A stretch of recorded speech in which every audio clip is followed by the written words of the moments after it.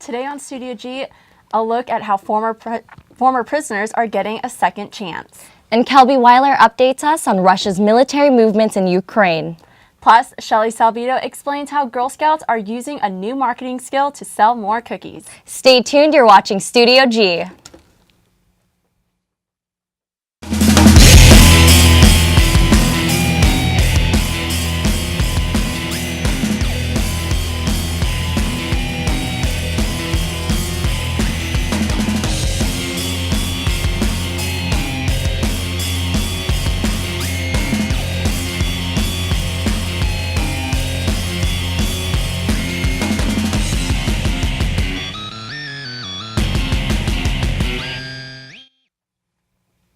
Good afternoon, I'm Christina Davies. And I'm Crystal Muguerza.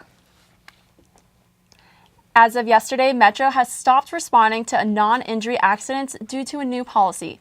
Today, Metro will discuss traffic accidents and community efforts to fight crime. This will take place at their First Tuesday event around the Valley at 7 p.m. Anyone is welcome to attend and voice their opinion. Last year, the March of Dimes released report cards of the United States' grades on premature births. Nevada got a grade D. Today, reporter Elena Ledbetter brings us a story of how a young woman who did not allow her premature birth to get in the way of living her life on the track. Competing on the track is life for racer and college student Bree Bradley, but competing for life was her first competition. Racing's never been something that has challenged me because of my birth. Born on January 7th, 1991, weighing only 2 pounds 5 ounces, Bree was a premature baby. Since day one, it wasn't easy for her, but her mother, Kelly Bradley, always knew she was a fighter. I guess hearing her cry, I knew she was going to be okay. Bree spent 53 days in the NICU before being sent home, and during that time, doctors warned her mother, Kelly, of the problems that could arise. The oxygen that they give them, with the medicine that they have to give them to get them to just survive, that they don't know the long-term recovery. Once she was home, she weighed just about 4 pounds and only could fit in doll-sized clothes. When I brought her home, she didn't even fit in a car seat. According to medical reports, premature babies are those born during preterm, less than 37 weeks. Side effects from preterm birth include cerebral palsy, asthma, anemia, and more. But Bree was lucky to be only left with one minor ailment. The only thing that I ever felt that I had to prove, especially nowadays, is just being small. You know, nobody takes me seriously. But, you know, when it comes to ailments, it was never like, you know, this is something that everybody's going to see me differently. I don't have anything like that. In the March of Dimes report, Nevada last year accounted 13% of all births to be preterm. According to doctors in the desert state, dehydration is one of the many causes for preterm birth. Are you smoking? Are you drinking? Are you taking drugs? Even a urinary tract infection can cause a preterm birth. But according to Dr. John Nowens, the cause is still unknown. The small 5'2" racer has been racing for 9 years now and is the youngest female to win in her class the Mint 400 off-road race. And being a preemie baby has not stopped her from striving to be the best she can be on and off the track. There's never been something that's, oh, because I was born a preemie, I can't do that. It's just been, oh, hey, I have a little bit of a deterrence here. I'm going to push even harder to make people realize that I'm just as good as you are. Reporting for Studio G, I'm Elena Ledbetter. Bree Bradley is finishing her college career at UNLV and will soon graduate with a degree in broadcast journalism. To find out more about preterm births in Nevada, you can visit the March of Dimes website at marchofdimes.com.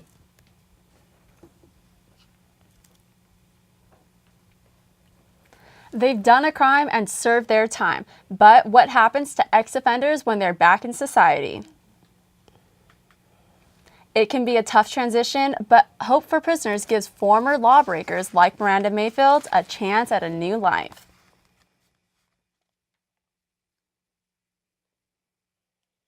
You know, when I went to prison, I felt like a failure. I cried, you know, and I thought it was the end of the world. But they made me realize that I'm not a failure. It's not the end of the world, and I can do all things. The program starts off as a 5-day workshop that gives students what they need to take those first steps into society.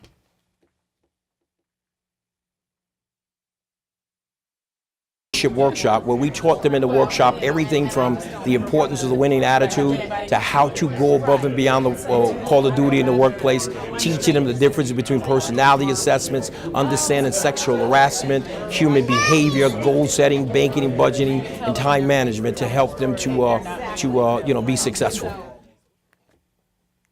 The local nonprofit recently graduated 27 inmates who are now ready for the next level of the program. Their next step is an 18-month training course. They'll work with mentors and put the skills they've learned in the previous level to work. For me to make a change. I'm 31 years old and have gone absolutely nowhere. I have 4 kids, and I didn't have the tools to change my life before. And now that I do, I'm confident I'm going to be very successful. Hope for Prisoners rely completely on donations and volunteers. If you're interested in giving, serving, or maybe even know someone who can benefit from this program, visit hopeforprisoners.org. Last Friday, the president delivered a statement addressing the situation in Ukraine. The U.S. has focused on allowing Ukrainian people to determine their own future and will continue to coordinate with their European allies. The president specifically addressed the severity of this issue by saying,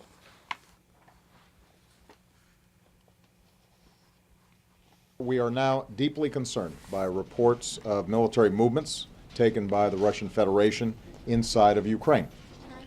Russia has a historic relationship with Ukraine, including cultural and economic ties, and a military facility in Crimea. But any violation of Ukraine's sovereignty and territorial integrity would be deeply destabilizing, which is not in the interest of Ukraine, Russia, or Europe." President Obama wasn't the only one weighing in on the dangerous instability surrounding Ukraine. Secretary of State John Kerry pledges millions of dollars in American support and had this to say about Russia.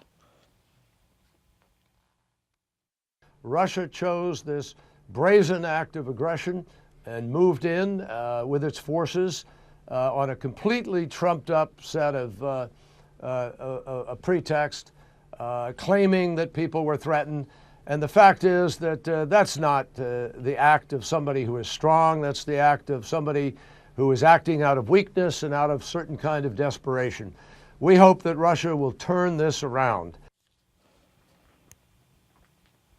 John Kerry arrived in Ukraine's capital today to meet with their new government about the crisis.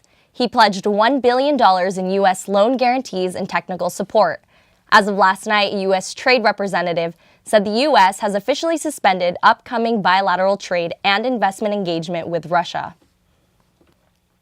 It's that time of year again where Girl Scouts are out in full force offering up their famous cookies. But Studio G reporter Shelly Salbido shows us this generation of Girl Scouts are doing whatever it takes to get their cookies sold. Hi, would you like to buy some Girl Scout cookies? It is bold, brilliant, and a question to some. An 11-year-old sold her Girl Scout cookies in front of a marijuana dispensary in San Francisco. Her mother got permission ahead of time, but would you let your daughter do it? As a mother and a troop leader, I feel that our girls are learning business skills when they're selling cookies, regardless of what type of establishment they're selling them in front of. And with medicinal marijuana dispensaries, I don't have a problem with it. Shauna Bradley, Troop 122 leader and Girl Scout mother, has led the troop for 6 years and sees the cookie sales as a competitive business opportunity for her daughter. Our strategies to sell our cookies is to really just get out there, smile. We'll walk around the block. We'll do as many booths as we can. Girl Scouts of Southern Nevada say that safety is the #1 concern. Where they decide to sell is up to the parents. Our priorities for our girls, as with most things, is safety first. So any opportunities that come across our doorstep, that's how we evaluate it. Colorado Girl Scouts are told to stay away from pot shops, but sales in front of particular companies is not the issue. It is a legal business and it's a legal store. And so if it's a safe location, based on our criteria, that would be okay. When and if that does become a problem for Southern Nevada, we will look into it as we've looked into all of our locations with safety as a message. The San Francisco mother thought that this tactic was a good way to have a discussion with her daughter about drugs, as the Girl Scouts sold over 100 boxes of cookies in nearly 2 hours. We talk a lot about drugs in our household and making good choices and life choices. I don't think that selling cookies in front of a marijuana dispensary would be my personal way of teaching my daughter anything. Reporting from Studio G. I will try to serve God and my country, to help people at all times. I'm Shelly Salbito. Thanks, Shelly. Every Girl Scout is assigned a territory around the valley, and it's not too late to pick up those yummy cookies if you haven't done so. I think after that, my stomach started growling. I'm really ready to buy some Caramel Delights right after this. What's your favorite? Caramel Delights as well. I can never have too many of those. I can probably eat a whole box. I guess we'll start eating a box together. After the break, Kyle King will have our weather, so stay tuned. Participation in Greek fraternity and sorority life at UNLV can provide an experience like no other. With benefits including supportive friends, leadership and career opportunities, and community service. Greek life at UNLV is really great because it's a good way to network and meet new people from all over the place. We got academics and we're all about that culture. So we encompass everything all around, and we're out here and we're trying to better ourselves and try to make it better, and let's just make it all better all together. We're 3 Ps in a pod. Our third pod is Kat Gonzalez. We mainly talk about pop culture and whatever movie or TV show that we're interested in right now. Pretty much everything about media, current events, current everything regarding pop culture and stuff. I want them to laugh at us because we're so awkward most of the time. I'm Chelsea. I'm Toby. And we're 3 Ps in a pod. Come listen to us at therebelhd2.com. Good afternoon. I'm Kyle King, and I'm here with today's weather. As of right now, it is 69 degrees, partly cloudy skies, and the air pressure, it is pretty moist outside. We do have a dew point of 38 degrees, so it is pretty moist, and the winds are sitting at 7 miles per hour right now. So not too bad.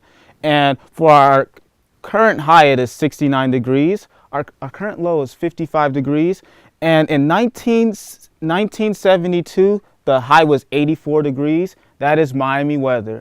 I wish I was old enough to be around in 1972.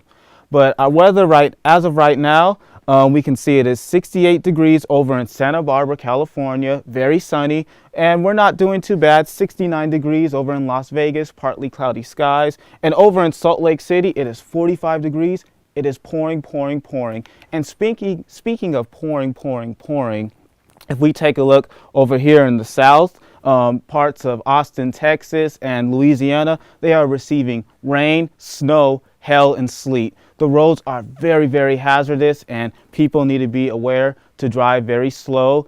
The bridges and the overpasses are slick, so please slow down and don't get in a car accident and drive safely. And over in the northwest, we can expect some rain showers over in Seattle, Washington. So that means in Seattle, it will be 58 degrees. Pouring, like I said. Over in Phoenix, it is 81 degrees, bright and sunny. And over in Miami, 85 degrees vacation weather. Now for our 7-day forecast, we are sitting in the 70s. We're doing pretty well, nothing to worry about. No rain, snow, hail, and sleet. We're in a desert, that's what we can expect. That's all for today's weather. Back to the desk. Thanks for the weather, Carl. Hi, I'm Donald Woods with today's Science and Technology News. Today's segment centers right here on the UNLV campus as one scientist has applied chemical techniques to a biological problem.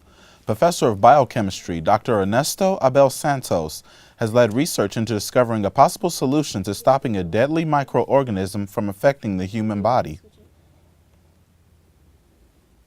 Clostridium difficile, more commonly known as C. diff, is a species of spore-forming bacteria that can cause symptoms such as diarrhea and colon inflammation. The bacteria mostly affects people with long-term antibiotic treatments. You have bacteria, beneficial bacteria, in your gut. When the antibiotic kills those bacteria, that's when C. diff comes in and establishes that infection. So you get a gastrointestinal infection, especially in the lower intestine. C. diff, instead of dying, forms spores. So it forms these seeds that are extremely resistant and extremely dormant. And in this lab right here on the UNLV campus, scientists are trying to find a prevention to C. diff and prevent it from happening. From their research and experiments, they've developed a method to prevent the bacterial spores from germinating. making a small molecule that takes the place of the beneficial bacteria lost and carries out its function. Don't allow the spores to germinate so that the spores don't produce any toxins and you don't get any infection. This is our anaerobic chamber. This is where we grow our anaerobic bacteria such as Clostridium difficile. There are plates in here growing, so you can kind of see the growth on the plates, the little matted area. We've been able to prevent the germination in vitro in the lab, and then we've been able to carry that over into animal models where we've been able to prevent the disease, CDI, the Clostridium difficile infection, in mice and hamsters. We're very excited about the results. We have screened something like 100 plus compounds that we made here in my lab, and we found a series of compounds that work, that inhibit the spores, inhibiting the spores from germinating. So we have one compound so far that works fairly well. We have other compounds that don't completely eliminate the disease, but diminish the symptoms. So the symptoms are milder. But so far, the compounds that we tested are effective, and also very important, they're non-toxic. We're not trying to cure the disease. We're trying to prevent the disease from happening. And Dr. Abel Santos and his team have submitted a patent under UNLV for the whole procedure, including the compound. The university is currently negotiating with a biotech company in Boston to do preclinical development of the compound and will eventually go into doing clinical trials. That's all the science and technology news I have for this Tuesday. I'm Donald Woods. We'll be right back with our interview after the break. I want this place to be a place that they feel safe, it's secure, a place where they get inspired. So many times we kind of get complacent in our everyday life, transforming lives in the community from the inside out. I've been in fitness my whole life, but now tying that in now in my spiritual walk, it's been just amazing. Some people may want to run a marathon. Some may want to just get off their asthma inhaler. Exercising and moving our bodies, I think it's, you know, we say if you don't use it, you lose it.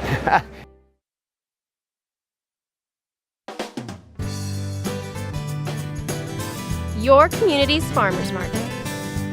Welcoming, lively, friendly. A place where neighbors and friends come together to celebrate their community. With over 50 vendors, organic, sustainable, fresh produce are available just for you. Support and buy local at Fresh 52. Well, we're known as Sin City, but what many people don't realize is that we have a serious problem going on in our community. Sex trafficking right in our own backyards, and now there's an effort to expose that crisis. I'm reporter Shelly Salvito, and joining us now is Chief Deputy Attorney General Russell Smith. Thank you for being with us today. I'm well. Glad to be here. So could you tell me what's the difference between prostitution and sex trafficking? Prostitution is when somebody is willingly engaged in a commercial sex act. Sex trafficking is when somebody's being coerced or forced into that commercial sex act, or if they're under the age of 18 and somebody is engaging them in prostitution, it is automatically sex trafficking. And during the break, we were kind of talking about a case that happened back in December about a man who actually persuaded a 16-year-old girl from Utah to come here to Vegas and do trafficking here. Could you tell me a little bit more about the case and what's going to be happening tomorrow? Because I know you told me that there's a hearing for him as well.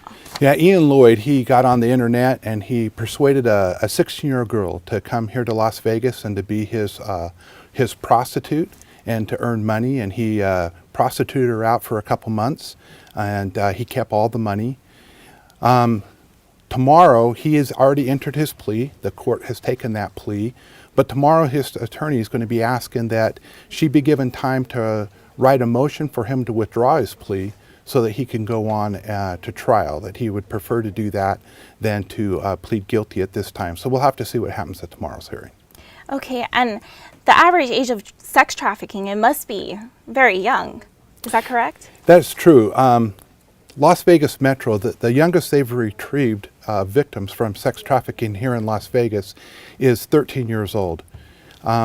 However, we have quite a few that are 14, and what they tell us is they actually started in the sex industry when they were 12. And so it's a couple years later we're able to arrest them for the first time in this act. But of course now they're a victim, and then now we're looking at the people who were putting them out there into this sex industry to prosecute as sex traffickers. Right, right. And one of the things that alarmed me while reading about sex trafficking is that they're using a media, they're following kids while they're walking home. What can you tell parents to do when they're faced with this kind of situation, or informing their children about this situation? I think parents, just like with anything else, they need to be open.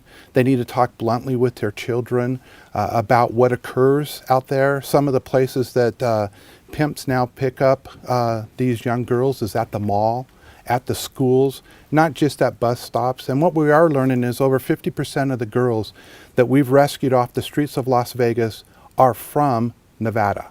They're not from foreign countries. And so it's a problem that's affecting our own children. So parents need to talk to their kids. They need to be open with them, and they need to talk about the dangers, and to make sure that they have an open communication with their children, that their children feel like they can come back and talk to them. And where specifically is sex trafficking taking place here in Nevada? Well, it's taking place, of course, in Las Vegas, in Reno. It's taken place at truck stops. It's taken place at any large event that occurs, especially if it's a male-dominated event. Then people are bringing these girls in to sell them. But Las Vegas, known as the Sin City, what happens in Vegas stays in Vegas. Of course, we kind of breed across the country that you can come here for sex and it's okay, but it's really not. Right. Thank you for being here, Chief General Attorney. We'll be right back after this break. Do I know you? Oh my god, who are you? Why are you taking my picture? I'm Savannah. I'm Zoe. We're the hosts of Happy Hour.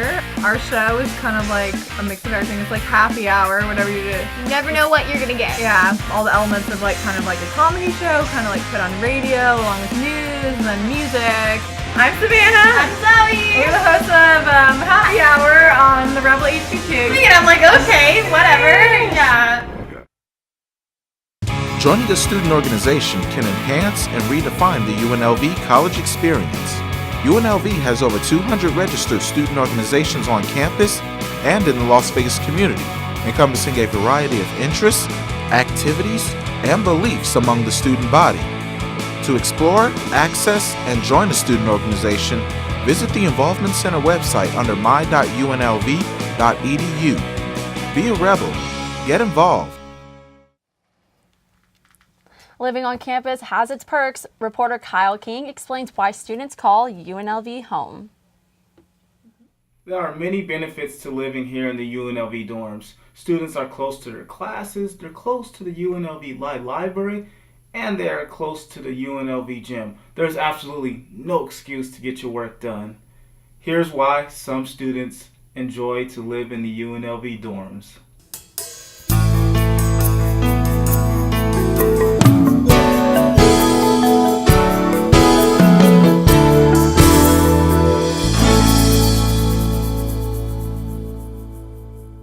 I like living in the dorms because, one, I get to meet lots of people. Like, I get to meet people from all walks of life. And they're all friendly. UNLV offers a variety of student dormitories that students can choose from. I chose to live in the dorms so I could stay closer to my friends and like all of my friends that live in the dorm and stuff like that. Because I'm a football player, so all the football players certainly live in one certain dorm, and I chose to live with them. Another advantage to living on campus, you are right next to your professors and your classrooms, so there are absolutely no excuses to not get your work done. Oh, time to go to class. That's one advantage to living in the dorms. This was Kyle King for Studio G. If you want to learn more information about housing and residential life on campus, you can visit the website at unlv-housing.com. If you're looking for a place for your kids to explore their creative side, the Barrick Museum has opened its doors just for you. This daily event focuses on bringing kids together to collaborate, discover, and create. Available to children and their families, Storytime offers a place for kids to enjoy art and create some for themselves. Jessie Johnson, a Storytime supervisor, explains exactly what they do. Storytime is a way to get children around, and we sit there and we read, we show them pictures, try to get them interested in the art here and days past. Storytime begins with a tour of the current display of the museum. They then sit down and read books together, putting emphasis on the art of the pictures. Finally, the children are given free rein of the art bar to make creations of their own.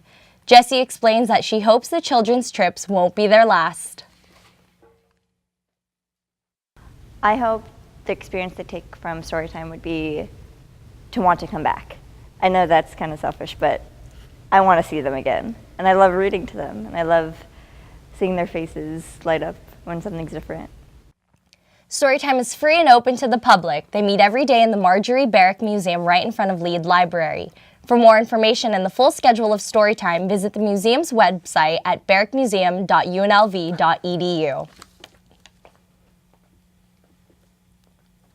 If you appreciate vintage games and want to relive your childhood, there's a place to do just that. Reporter Alvin Loy has the details. Retro is in at this unique museum.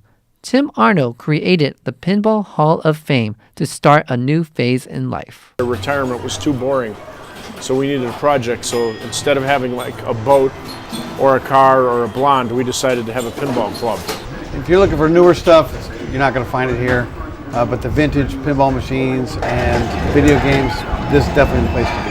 What makes him unique is the physicality of the machine. Pinball only exists in the real world. You can't digitize it, you can't put it on the internet. The only place you can play it is at a place like this. Most of them, when they get here, they're like, wow, this is really cool, it's fun. Because it's real, the ball is moving and you have to hit it. It's not virtual, it's an actual ball. A game is something where I can jump in, beat my enemy to death, and be triumphant, hooray, I won a free game. Pinball, on the other hand, is mostly skill. You get better at it, you can win free games, you can get a personal high score. I usually try to just play different ones and test how good I am. Sometimes I do okay, sometimes not so good. It takes more than slot machine to keep tourists happy, and the Pinball Hall of Fame is trying its best to do just that. It gives them a place to go, hang out, and see people. Most importantly, play a game that's like video poker, but won't ruin your life. If you've never played a pinball machine, you should definitely come down here and try one. The Pinball Hall of Fame allows people to relive their childhood. For Studio G, this is Alvin Loy. Well, that's all the news we have for you today on Studio G. I'm Christina Davies. And I'm Crystal Muguerza. Have a great Tuesday, Las Vegas, and we will see you tomorrow. Oh my gosh.